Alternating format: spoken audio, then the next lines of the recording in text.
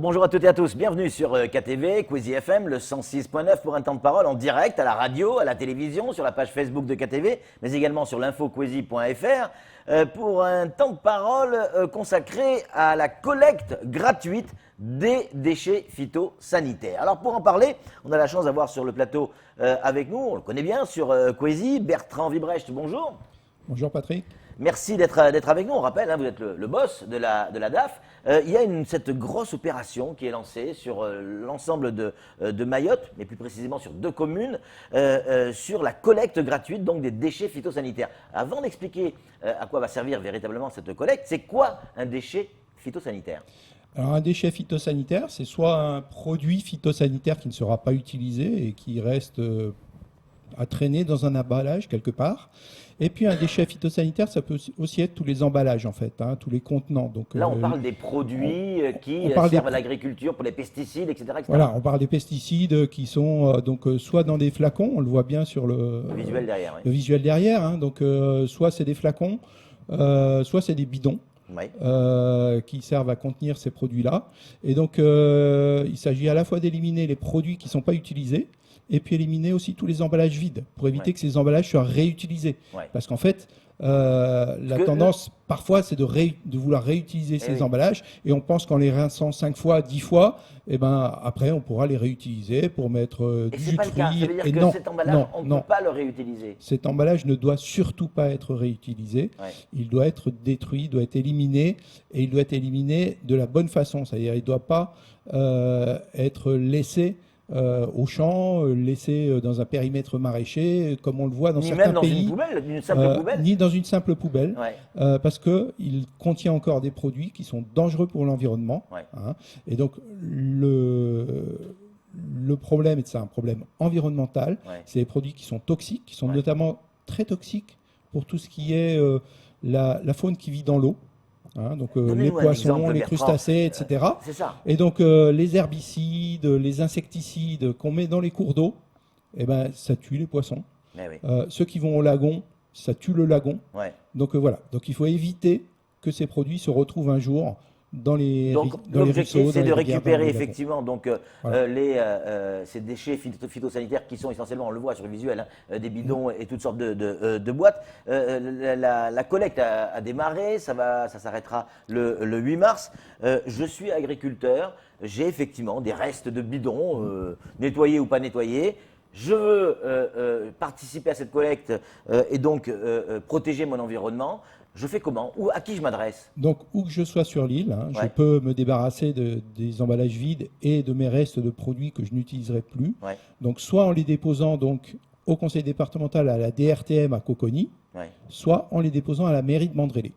Et donc là, dans les 2 cas, il suffit d'y aller entre 8h et midi ou entre 13h et 15h45. Et il y a un grand bac qui est là. Il y aura un grand bac qui sera là. Pas besoin de les mettre dans le bureau du maire. Je veux dire, on va éviter. Il y a un lieu dédié à ça. Donc il suffit d'aller à l'accueil et de demander où se trouve le bac.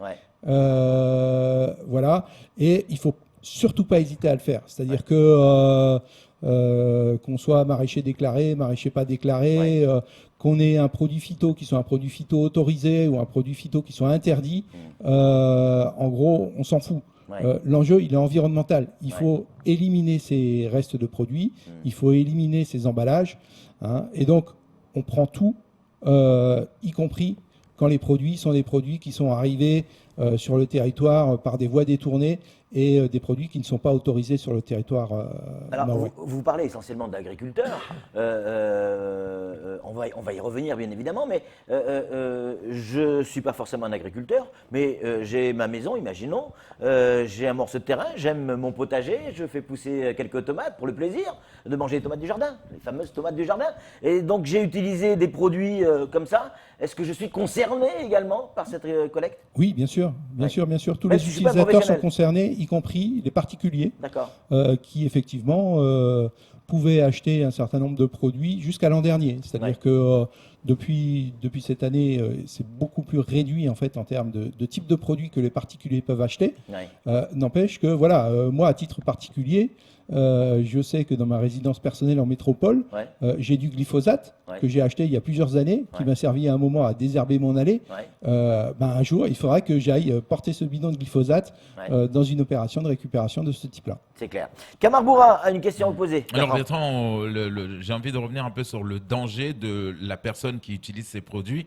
On le sait que la plupart des gens, que ce soit des agriculteurs, vous le disiez, soit déclarés ou pas, ou formés, de formation, des agriculteurs de formation ou pas, on sait que le dosage n'est pas respecté. Mais surtout, j'insiste sur le fait que beaucoup de gens utilisent ce genre de bidon une fois qu'ils ont utilisé le produit pour mettre de l'eau, pour s'en servir dans leur champ, pour récipient, boire. tout simplement. Voilà, exactement, de récipient. Est-ce que déjà, non seulement le surdosage, c'est danger pour le sol, mais pour lui, sa santé personnelle? Alors tous ces produits sont effectivement des produits qui nécessitent des conditions particulières d'utilisation. C'est-à-dire que normalement, on les utilise avec un équipement de sécurité individuel. Normalement, on est censé porter des gants pour manipuler les produits. On est éventuellement censé porter un masque quand on fait de la pulvérisation. Voilà. Donc ces produits sont de toute façon des produits dont on sait qu'ils sont potentiellement dangereux. Bien sûr. Et l'agriculteur est le premier à devoir se protéger contre les risques liés à ces produits. Donc c'est se protéger quand on traite, et c'est aussi surtout ne pas récupérer effectivement ces bidons pour vouloir en faire un autre usage une fois qu'il est vide. Bertrand Wibrecht, on sait très bien que notre agriculture, ici à Mayotte, on a de vrais professionnels, mais on a aussi l'informel.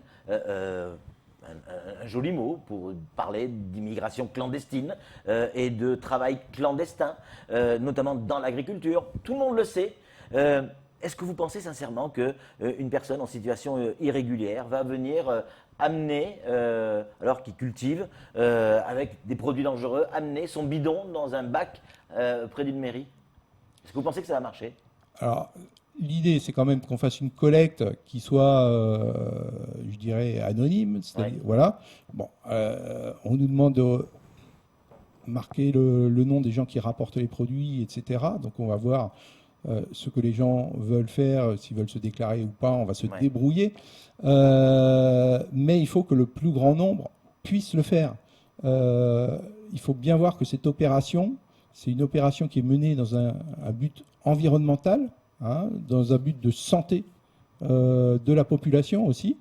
Et donc, l'idée, c'est que le maximum de gens puissent venir sur ces deux points-là, ramener leurs emballages vides et les produits qu'ils n'utilisent plus. C'est-à-dire que ce message s'adresse aussi à l'agriculture informelle, aux acteurs de l'agriculture informelle? Ce message s'adresse aussi aux agriculteurs informels, bien sûr. Oui. Et si, c'est pareil, je suis monsieur lambda, je me rends compte qu'au bord de la route ou au bord de mon champ ou d'un champ, je vois ce genre de bidon qui a été déposé parce que probablement qu'un agriculteur en situation irrégulière ne veut pas aller jusqu'à Bandrélé ou jusqu'à Coconi. Je ramasse ces bidons et je fais le boulot. Oui, c'est un geste citoyen. Oui.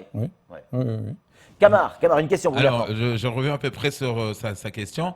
C'est-à-dire qu'aujourd'hui, on a, à part ces produits, ces déchets, en tout cas phytosanitaires, on a un autre produit, c'est, on va dire, les huiles, les garages clandestins, les garages reconnus, déclarés.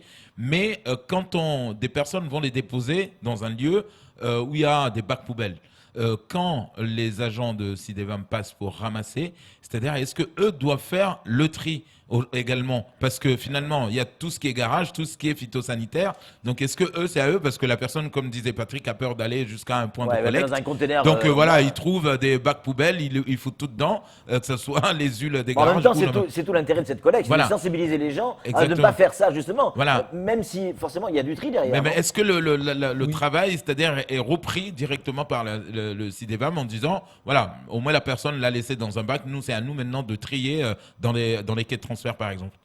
Il faut voir si le Sidevam est en capacité ou non de trier les produits qui lui arrivent. C'est pas forcément très facile. Je ne sais pas s'ils le font ou pas. Parce que le camion compacte les déchets finalement. Moi, si j'amène 3, 4, 5 bidons de déchets phytosanitaires, une fois dans la bac, le camion déverse, il le compacte et ils amènent tout au quai de transfert. Donc ça veut dire que le produit continue à servir. Tout ce qu'on aura pu récupérer, déjà, c'est toujours ça de prix. Clairement. Question, Bertrand Wibrecht. Une fois que la collecte sera terminée, on on est au 8 mars. On a récupéré un certain nombre de déchets. Ils deviennent quoi, ces déchets? Alors, ces déchets partent en container, ils partent en métropole. Oui.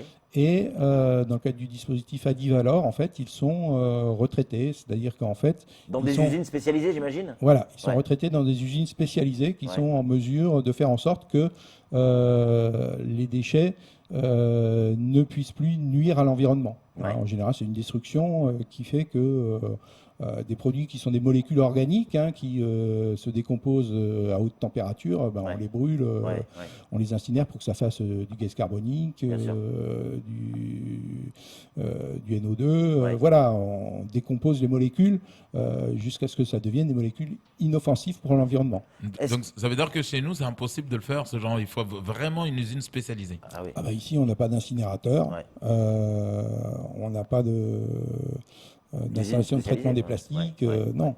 Donc, il y a beaucoup de déchets qui sont exportés. Donc la question de, comme dit Patrick, souvent la question qui pique peut-être, est-ce que ça nous coûte à nous de l'argent contribuable, le fait de collecter, de les mettre dans le conteneur et de partir?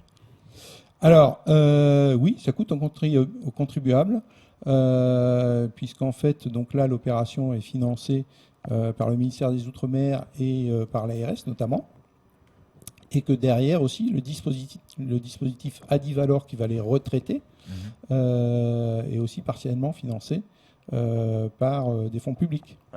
Et donc, du coup, c'est aussi la mise en place du droit commun à Mayotte, quelque part. C'est la mise en place du droit commun à Mayotte. Voilà, alors après, la solution finale, c'est peut-être se dire que c'est à l'utilisateur de payer le traitement de ces déchets.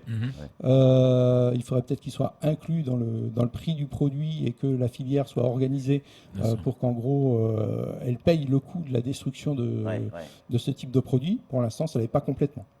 Dernière question, après on vous libère, Bertrand Wibrecht, mais pourquoi le faire maintenant? Est-ce qu'il y a une urgence? Est-ce que vous, vos services, ont constaté sur le terrain, ici à Mayotte, une dégradation qui s'accentue sur notre environnement à cause de ce type de produit? Non, pas particulièrement. C'est une opération à mener régulièrement. Ça a déjà été fait, je ne sais plus, il y a 1 an ou il y a 2 ans. Il y a 2 ans, je crois. Il y a 2 ans, voilà. Donc, ça existe aussi au niveau national, ça se fait. Donc ça existe au niveau national, et donc l'idée c'est d'avoir un ramassage régulier qui fasse en sorte que les agriculteurs prennent cette habitude tant qu'ils utilisent ce type de produit. Parce qu'on mène aussi toute une série d'actions pour ne plus avoir à utiliser ce type de produit. Mais en attendant, l'idée c'est qu'ils puissent avoir des rendez-vous réguliers où en gros ce qui s'est accumulé dans leur exploitation puisse être éliminé. Oui, évidemment. On rappelle les 2 points de collecte, et c'est important pour notre environnement, on l'a expliqué tout au long de ce temps de parole. C'est à Coconi, mais également à la mairie de Bandrélé. Il y a un grand bac, vous allez le voir certainement en arrivant, vous le voyez sur le visuel qui est derrière nous, un grand bac gris, et il faut impérativement ramener tous ces bidons ou autres emballages qui sont dangereux pour la nature, notre environnement, les poissons, et qui, si jamais effectivement c'est dangereux pour la nature, c'est aussi dangereux pour notre santé, puisqu'on mange les produits de la nature. C'est bien ça? C'est bien ça, ouais. Merci beaucoup Bertrand Wibrecht d'être venu sur ce plateau et d'avoir répondu à nos questions. C'est tout pour ce temps de parole. Tout de suite, la suite de nos programmes.